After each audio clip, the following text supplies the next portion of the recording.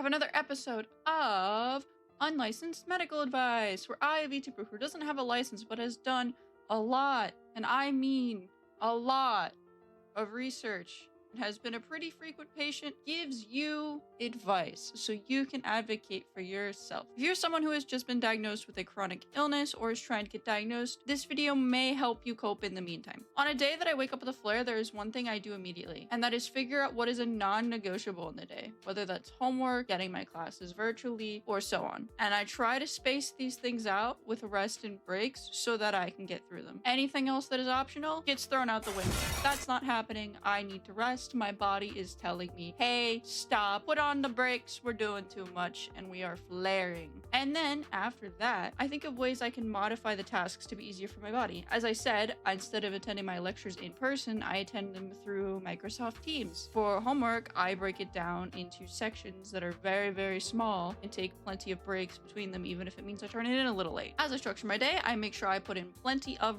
rest breaks. This looks different for different people depending on what you have, but I personally have POTS as well as fibromyalgia. So I take a lot of breaks where I am laying down, resting, and sometimes even sleeping, because laying horizontal is A, easier for my body than being vertical, and B, I have really, really bad fatigue. You also want to make sure that you are getting whatever nutrients you need, whether that's through delivery or easy meals. I typically get myself delivered a nice salty dinner because that is what's going to help me more than any medicine on the earth at this moment in time. And last but not least, you need to be kind to yourself. It is not your fault that you are flaring, and you need to take it easy. Otherwise, you might end up putting yourself in a longer, more serious flare. Your body is telling you to take it easy, so please listen. Being chronically ill is not easy. You don't need to make it more difficult for yourself.